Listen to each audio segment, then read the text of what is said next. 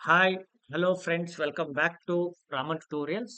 ನೋಡಿ ಸ್ನೇಹಿತರೆ, ಈ ದಿನ ನಾವು ಪೇಪರ್ 2 ಲ್ಯಾಂಗ್ವೇಜ್ ಸೆಕೆಂಡ್ಗೆ ಸಂಬಂಧಪಟ್ಟಂತಹ ಇಂಗ್ಲಿಷ್ಗೆ ಸಂಬಂಧಪಟ್ಟಂತಹ ಆ, ಪ್ರಶ್ನೆ ಪತ್ರಿಕೆಯನ್ನು ಬಿಡಿಸ್ತಾ ಇದೀವಿ. ಇದು 2024 ಅಂದ್ರೆ ಇಂದಿನ paper paper 2.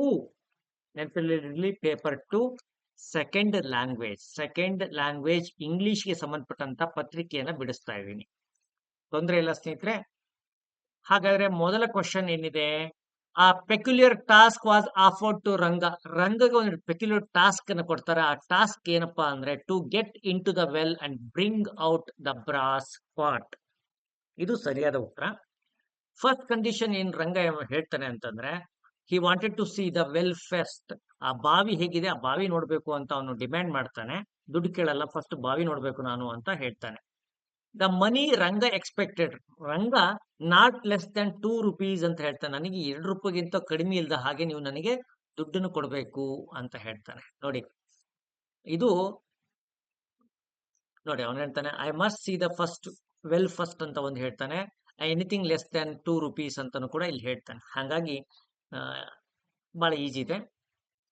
The thing which was offered to Ranga to silence ರಂಗನ ಸೈಲೆನ್ಸ್ ಮಾಡೋದಕ್ಕೆ ಅವನು ಏನ್ ಆಫರ್ ಮಾಡ್ತಾನೆ ಅಂದ್ರೆ ಬಿಡಿ, ಸ್ಮೋಕ್ ಮಾಡಕ್ಕೆ ಒಂದು ಬಿಡಿ ಕೊಡ್ತಾನೆ ಅವನಿಗೆ. ಹಾಗಾಗಿ ಅವನು ಸೈಲೆನ್ಸ್ ಆಗ್ಬಿಡ್ತಾನೆ. ರಂಗ ಒಂದು ಎಕ್ಸ್ಕ್ಯೂಸ್, ಕಾರಣ ಹುಡುಕ್ತಾನೆ ತಪ್ಸ್ಕೊಳಕ್ಕೆ. ಏನಂತ ಯಾಕೆ ಅಂತಂದ್ರೆ he had never gone down a well, ಬಾವಿ ಒಳಗಡೆ ಯಾವತ್ತೂ ಅವನು ಇಳದೇ ಇರಲ್ಲ. ರಂಗ ಯಾವತ್ತು ಬಾವಿ ಕೆಳಗಡೆ ಇಳದೇ ಇರಲ್ಲ. ಹಾಗಾಗಿ ಅವನು ತಪ್ಸ್ಕೊಳಕ್ಕೋಸ್ಕರ ಅವನ್ ಏನ್ ಮಾಡ್ತಾನೆ, ಯೋಚನೆ ಮಾಡ್ತಾನೆ. ಏನಪ್ಪಾ, ಹೆಂಗ್ ತಪ್ಸ್ಕೋಬೇಕು ಅಂದಾಗ ಅವನು ಹಂಗ ಹೇಳ್ದಾಗ ಅವನೇನ್ ಮಾಡ್ತಾನೆ, he had never gone down a well before. ಇದು ಅವನ ಎಕ್ಸ್ಕ್ಯೂಸ್, ಕಾರಣ. ಅಲ್ಲಿಂದ ತಪ್ಸ್ಕೊಳಕ್ಕೆ ಅವ್ನು ಕಾರಣ ಕೊಡೋದು, ನಾನು ಬಾವಿಲಿ ಯಾವತ್ತು ಇಳದೇ ಇಲ್ಲ ಅಂತ. ಇರ್ಲಿ. He never thought his offer was ಅಕ್ಸೆಪ್ಟೆಡ್ಗೆ ಅವ್ರು ಏನ್ ಮಾಡ್ತಾರೆ, ಅಪೋಸಿಟ್ ವರ್ಡ್ ಕೇಳಿದರೆ ರಿಜೆಕ್ಟೆಡ್ ಏನಿದೆ ಸರಿಯಾದ ಉತ್ತರ. Ranga wanted to work for 2 rupees, ಇದು ಸರಿಯಾದ ಉತ್ತರ. 2 and 2 ಇರುವಂತ ಪದ ಯಾವ್ದಪ್ಪ? 2 and 2, 2, 2, ಇದು ಸರಿಯಾದ ಉತ್ತರ. ರಂಗ ಬಿಕೇಮ್ ಫ್ಲಟರ್ಡ್ ಯಾವಾಗ? ವೆನ್ ಹಿ ವಾಸ್ ಆಫರ್ಡ್, ಅವನು ಫ್ಲಾಟ್ ಆಗ್ತಾನೆ ಯಾವಾಗ ಅವನಿಗೆ ಮನಿ ಮತ್ತೆ ಬಿಡಿ ಆಫರ್ ಮಾಡ್ತಾರೆ, ಅವಾಗ ಅವನು ಫ್ಲಾಟ್ ಆಗ್ತಾನೆ. ಈ ಪದ್ಯ ಮೇಲ್ನೋಟಕ್ಕೆ ಸಿಂಪಲ್ ಆಗಿ ಕಾಣುತ್ತೆ, ಬಟ್ ಸೂಕ್ಷ್ಮವಾಗಿ ನೋಡ್ಕೋಬೇಕಾಗತ್ತೆ. 1 or 2 ಕ್ವಶನ್ಸ್ ಟಫ್ ಇದೆ ಇಲ್ಲಿ. What was the question the speaker asked ಅಂತಂದ್ರೆ, why did you name us Nile, ನಮ್ಮನ್ನ ಯಾಕೆ ನೈಲ್ ಅಂತ ನೇಮ್ ಮಾಡಿದ್ರಿ ಅಂತ ಒಂದು question. Okay. What was the name given to me by mother ಏನಂತ ಹೆಸರು ಕೊಡ್ತಾರೆ? ಬ್ಲೂ ನೈಲ್ ಅಂತ ಅವನಿಗೆ ಹೆಸರು ಕೊಡ್ತಾರೆ. Let me know, my mother called me Blue Nile ಅಂತ ಇಲ್ಲಿದೆ ನೋಡಿ. ಓಕೆ. ಇದೊಂದು ವಾಟ್ ವಾಸ್ ದ ಕ್ವಶನ್ ಅಂತ ಇದೆಲ್ಲ. ಅದಕ್ಕೆ ಅಮ್ಮ ಸುಮ್ ಕೂರ್ಬೇಕಮ್ಮ, ಸೌಂಡ್ ಒಂದ್ ಸ್ವಲ್ಪ ಬರ್ಬಾರ್ದು. ನೋಡಿ, why did you name as nail ಅಂತ, ಇದು ಫಸ್ಟ್ ಕ್ವಶನ್ಗೆ. ಸೆಕೆಂಡ್ ಕ್ವಶನ್ಗೆ ಆಯ್ತು ಬಿಡಿ. How do rivers reach Karakoram, ಆ ರಿವರ್ಸ್ ಹೇಗೆ ರೀಚ್ ಆಗುತ್ತೆ ಅಲ್ಲ ಪದ್ಯದಲ್ಲಿ ಹೇಗೆ ಡಿಸ್ಕ್ರೈಬ್ ಮಾಡಿದ್ದಾರೆ ಅಂದ್ರೆ, crossing the mountains, forest and valleys ಅಂತ ಇದೆ. ಓಕೆ, ಇದು ಒಂದು. When rivers confluence it is given a beautiful message. ಏನಪ್ಪಾ ಬ್ಯೂಟಿಫುಲ್ ಮೆಸೇಜ್ ಅಂದ್ರೆ, confluence your hearts and blossom with happiness ಅನ್ನುವಂಥದ್ದು ಮೆಸೇಜ್.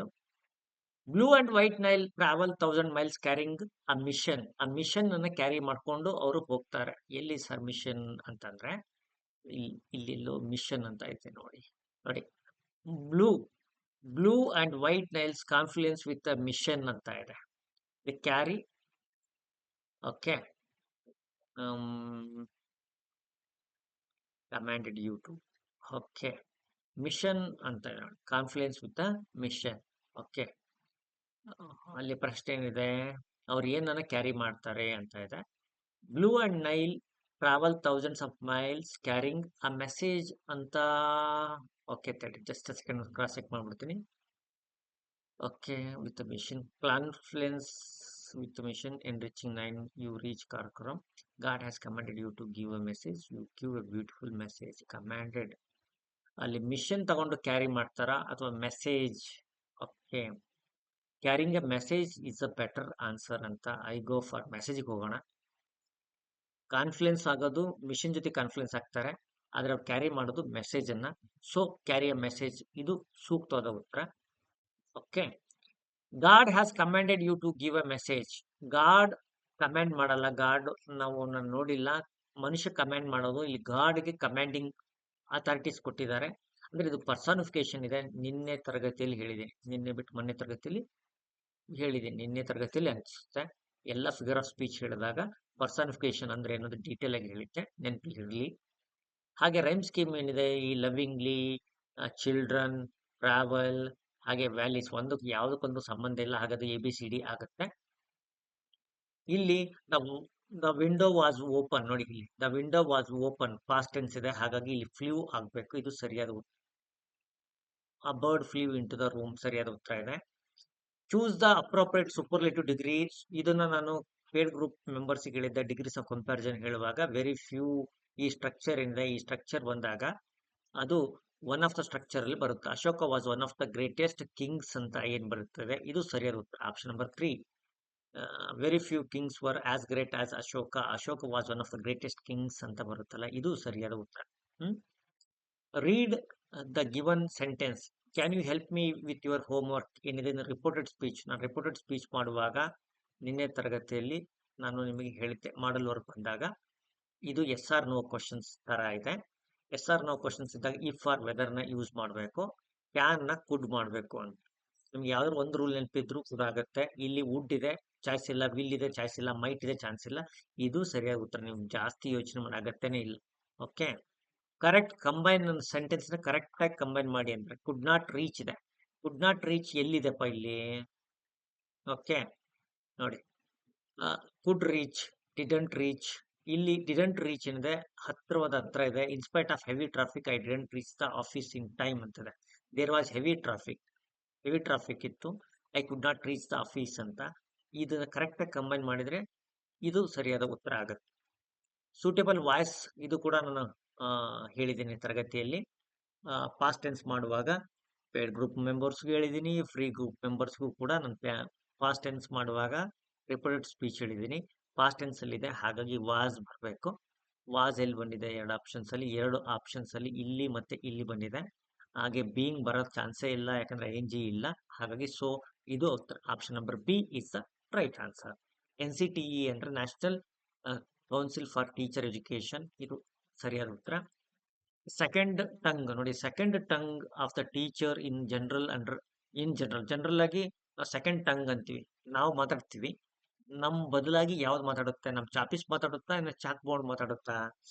ಇಲ್ಲಿ ನನಗೂ ಡೌಟ್ ಅಲ್ಲಿ ಕೂತ್ಕೊಂಡಿದ್ದೀನಿ. ಐ ಗೋ ಫಾರ್ ಚಾಪೀಸಿಗೆ ನಾನು ಹೋಗ್ತೀನಿ. ನಮ್ಮ ನಮ್ಮ ರೈಟ್ ಹ್ಯಾಂಡ್ ಅಂತಾನು ಹೇಳ್ತೀವಿ.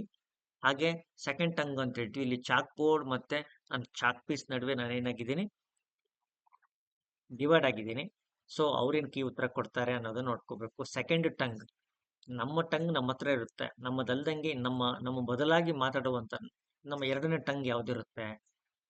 ಮತ್ತೆ ನಮ್ಮ ರೈಟ್ ಹ್ಯಾಂಡ್ ಆಫ್ ಲ್ಯಾಂಗ್ವೇಜ್ ಟೀಚರ್ನ ರೈಟ್ ಹ್ಯಾಂಡ್ ಯಾವುದು? ರೈಟ್ ಹ್ಯಾಂಡ್ ಚಾಕ್ ಬೋರ್ಡ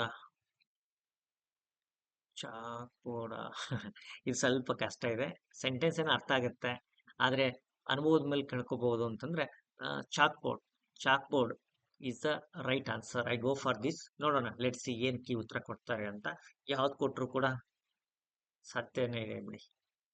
ಇಲ್ಲಿ ಈ ಟಾರ್ಗೆಟ್ ಲ್ಯಾಂಗ್ವೇಜ್ ಅನ್ನ ಮಾತ್ರ ಫೋಕಸ್ ಮಾಡಿ ಮದರ್ ಟಂಗ್ ನ ಯೂಸ್ ಮಾಡದೆ ಇರೋದಕ್ಕೆ ಏನಂತ ಹೇಳ್ತಾರೆ ಅಂದ್ರೆ ಕಮ್ಯುನಿಕೇಟಿವ್ ಅಪ್ರೋಚ್ ಅಲ್ಲಿ ಇರುತ್ತೆ. ಇಲ್ಲಿ ಎರಡನ್ನೂ ಬಳಸ್ತಾರೆ. ಇದು ಸೂಟ್ ಅಲ್ಲ, ಇದು ಸೂಟ್ ಅಲ್ಲ. ಹಾಗಾಗಿ ಸರಿಯಾಗಿ ಉತ್ತರ ಕಮ್ಯುನಿಕೇಟಿವ್ ಅಪ್ರೋಚ್ ಅಂತ ಆಗುತ್ತೆ. ಹಾಗಾಗಿ ಇನ್ನೊಂದು ಚಾನ್ಸ್ ಏನಾದ್ರೂ ಅವರು ಉತ್ತರ ಕೊಟ್ರೆ ಈ ಸ್ಟ್ರಕ್ಚರಲ್ ಅಪ್ರೋಚ್ ಕೊಡ್ಬೋದು. ಬಟ್ ಮೋಸ್ಟ್ ಕರೆಕ್ಟ್ ಆನ್ಸರ್ ಇದೇ ಇದೆ. Okay, ರಿಸಿಪ್ಟಿವ್ vocabulary. ನಾವು ರಿಸಿಪ್ಟಿವ್ ಅಂದ್ರೆ ತಗೊಳ್ತೀವಿ. ಲಿಸ್ಟಿಂಗ್ ಮತ್ತೆ ರೀಡಿಂಗ್ ಅಲ್ಲಿ ನಮ್ಮ ವೊಕ್ಯಾಬ್ಯುಲರಿ ರಿಸಿಪ್ಟಿವ್ ಇರುತ್ತೆ.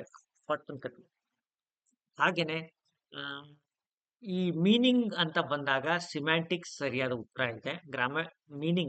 ಮೀನಿಂಗ್ ಅಂತ ಬಂದಾಗ ಸಿಮ್ಯಾಂಟಿಕ್ಸ್ ಸರಿಯಾದ ಉತ್ತರ ಇದೆ. ಹಾಗೇನೆ ಈ ಪ್ರಶ್ನೆಗೆ ಲರ್ನಿಂಗ್ ಔಟ್ಕಮ್ ಇದು ಸರಿಯಾದ ಉತ್ತರ ಇದೆ. ನೋಡಿ, describe knowledge and skills and attitudes which student should acquire by the end of a particular class. ಒಂದು ಕ್ಲಾಸ್ ಎಂಡಿಗೆ ಅಥವಾ ಒಂದು ಕೋರ್ಸ್ ಎಂಡಿಗೆ ಅವ್ರು ಗಳಿಸಬಹುದು ಅಂತ ಅನ್ಕೊಳ್ತೀವಲ್ಲ, ಅದನ್ನ ಲರ್ನಿಂಗ್ ಔಟ್ಕಮ್ಸ್ ಅಂತ ಹೇಳ್ತಾರೆ. ಹಾಗೇನೆ ಒಬ್ಬ ಟೀಚರ್ ಮಕ್ಕಳಿಗೆ ಒಂದು ಟಾಪಿಕ್ ಮೇಲೆ ಮಾತಾಡೋಕೆ ರೋಲ್ ಪ್ಲೇ ರಿಟರ್ನ್ ಡಿಸ್ಕ್ರಿಪ್ಷನ್ ಮತ್ತು ವರ್ಬಲ್ ಪ್ರೆಸೆಂಟೇಷನ್ ಏನು ಮಾಡೋಕ್ಕೋದ್ರೂ ಅವಕಾಶ ಕೊಡ್ತಾರೆ ಅಂದರೆ ಅದು ನ್ಯಾಚುರಲ್ ಅಪ್ರೋಚ್ ಆಫ್ ಲ್ಯಾಂಗ್ವೇಜ್ ಅಂತ ಹೇಳ್ತಾರೆ. ಹಾಗೆ ಸೌಂಡ್ ಅಂತ ಬಂದಾಗ, ಸ್ಪೀಚ್ ಸೌಂಡ್ ಅಂತ ಬಂದಾಗ ಫಾನೆಟಿಕ್ಸ್ ರೈಟ್ ಆನ್ಸರ್ ಆಗುತ್ತೆ.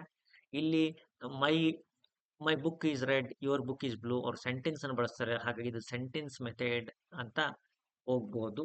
This is your book, my book is red, your book is blue. ಇವ್ರು ಸೆಂಟೆನ್ಸ್ಗಳನ್ನ ಮಾಡಿಸೋದಕ್ಕೆ ಹೇಳ್ತಿದ್ದಾರೆ. ದ ಟೀಚರ್ ಫಸ್ಟ್ ಪ್ರೆಸೆಂಟ್ಸ್ ಒಂದು ಆಬ್ಜೆಕ್ಟ್ ಬುಕ್ ಅಂತ ಕೊಟ್ಟು ಅವ್ರ ಕೈಯಲ್ಲಿ ಇಟ್ಕೊಳ್ತಾ ವಿದ್ಯಾರ್ಥಿಗಳಿಗೆ ಅವರು ವಾಕ್ಯ ಮಾಡೋದಕ್ಕೆ ಹೇಳ್ತಾರೆ. ವಾಕ್ಯಗಳನ್ನ ಮಾಡ್ತಾ ಹೋಗ್ತಾರೆ. ಇದನ್ನ ಸೆಂಟೆನ್ಸ್ ಮೆಥಡ್ ಅಂತ ನಾವು ಹೇಳ್ಬೋದು. ಮತ್ತು ಕೀ ಆನ್ಸರ್ ಅಲ್ಲೂ ಕೂಡ ಎರಡನೇ ಆಪ್ಷನ್ ಏನ್ ಬರ್ಬೋದು, ಫ್ರೇಸ್ ಮೆಥಡ್ ಕೂಡ ಕೊಡ್ಬೋದು. ಫಸ್ಟ್ ಐ ಗಿವ್ ಪ್ರಿಫರೆನ್ಸ್, ಇದಕ್ಕೆ ಪ್ರಿಫರೆನ್ಸ್ ಕೊಡ್ತೀನಿ, ನೋಡೋಣ. ಹಾಗೆ ಥ್ರೂಔಟ್ ದ ಇಯರ್ ನಾವು ಮಾಡೋವಂಥದಕ್ಕೆ ಏನಂತಾರೆ, ಅದನ್ನ ರೂಪಣಾತ್ಮಕ ಅಂತಾರೆ. ರೂಪಣಾತ್ಮಕಕ್ಕೆ ಫಾರ್ಮೇಟಿವ್ ಅಂತ ಹೇಳೋದು ಸರಿಯಾಗಿದೆ. ಕಟ್ಟ ಕಡೆ ಮಾಡೋದು ಸಮೇಟಿವ್. ವರ್ಷ ಪೂರ್ತಿ ಕಂಟಿನ್ಯೂಸ್ ಆಗಿ ಮಾಡೋದಕ್ಕೆ ಫಾರ್ಮೇಟಿವ್ ಅಂತಾರೆ. ಇಲ್ಲಿ ನಾನು ಕೀ ಉತ್ತರ ಕೊಟ್ಟಿದ್ದೀನಿ ಸ್ನೇಹಿತರೆ. ಕೀ ಉತ್ತರದಲ್ಲಿ 1 ಅಥವಾ 2 50-50 ಚಾನ್ಸ್ ಇದೆ. ಆ 50-50 ಚಾನ್ಸ್ ಒಳಗೆ ಯಾವುದಪ್ಪ ಅಂತಂದ್ರೆ ನಾನು ಹೇಳ್ದಲ್ಲ, ಚಾಕ್ ಬೋರ್ಡ್ ಮತ್ತೆ ಪೀಸ್ ಆಫ್ ಚಾಕ್, ಇದೊಂದು ಇದೆ. ಒಂದು ಆ ರೀತಿ ಒಂದು ಚಾನ್ಸ್ ಇದೆ. ಬಿಟ್ರೆ ಮತ್ತೆ ಇನ್ನೊಂದು ಯಾವುದು ಚಾನ್ಸ್ ಇಲ್ಲ. ಓಕೆ. ಆಮೇಲೆ ಇಲ್ಲಿ ಮಿಷನ್ ಮತ್ತೆ ಮೆಸೇಜ್ ನಡುವೆ ಇದೆ, ಇದೊಂದಿದೆ. ಒಂದೆರಡು ಕ್ವಶನ್ಸ್ ಅಲ್ಲಿ 50-50 ಆ ಕಡೆ ಬೇಕಾದ್ರೂ ಹೋಗ್ಬೋದು. ಆಮೇಲೆ ಇದಕ್ಕೆಲ್ಲ ನೀವು ಕೀ ಉತ್ತರ ಹುಡುಕೋದಕ್ಕಾಗಲ್ಲ, ಕೇಳೋದಕ್ಕಾಗಲ್ಲ ಇಂಗ್ಲೀಷಿಗೆ. ಯಾಕಂತಂದ್ರೆ ಯಾವುದೇ ಪುಸ್ತಕದಲ್ಲಿ ನೀಟಾಗಿ ಇರೋದಿಲ್ಲ. ಅವ್ರು ಕೊಟ್ಟಿರೋಂಥ ಉತ್ತರಗಳೇ ಅಂತಿಮವಾಗಿರುತ್ತೆ. ಅದನ್ನ ನೀವು ಯಾವುದೇ ಪುಸ್ತಕ ರೆಫರ್ ಮಾಡಿದ್ರು ಯಾವ ಪುಸ್ತಕದಲ್ಲೂ ಕೂಡ ಸಿಗೋದಿಲ್ಲ. ಹಾಗಾಗಿ ಟೂ ಮಚ್ ವರಿ ಆಗಬೇಡಿ, ಅವ್ರು ಕೊಟ್ಟಂತ ಉತ್ತರಗಳೇ ಫೈನಲ್ ಆಗಿ ಉಳಿಯುತ್ತೆ. ಓಕೆ. ಹಾಗಾದ್ರೆ ಇಷ್ಟು ಹೇಳ್ತಾ ಇವತ್ತಿನ ತರಗತಿ ಹೇಳಿದ್ದೀನಿ. ಹಾಗೆ ನೀವು ಎಷ್ಟು ಅಂಕಗಳನ್ನು ತೆಗೆದುಕೊಂಡ್ರೆ ನಾವು ನೀಡಿದಂತಹ ತರಗತಿಯಲ್ಲಿ ನಿಮಗೆ ಇವನ್ನೆಲ್ಲನೂ ಕೂಡ ನಾವು ಹೇಳಿದ್ವಿ, ಹೇಳೋ ಪ್ರಯತ್ನ ಕೂಡ ಮಾಡಿದ್ವಿ. ಅದು ನಿಮಗೆ ಹೆಲ್ಪ್ಫುಲ್ ಆಯಿತು ಅಂತ ನಾನು ಭಾವಿಸ್ತೀನಿ. ಓಕೆ. ಇವತ್ತು ಪೇಪರ್ 2 ಸೆಕೆಂಡ್ ಲ್ಯಾಂಗ್ವೇಜ್ ಇಂಗ್ಲೀಷ್ನ ಕೀ ಆನ್ಸರ್ಸ್ ಇದೆ. ನಿಮ್ಮ ಕಾಮೆಂಟಿಗೆ ನಾನು ಎಕ್ಸ್ಪೆಕ್ಟ್ ಮಾಡ್ತೀನಿ. Thank you so much.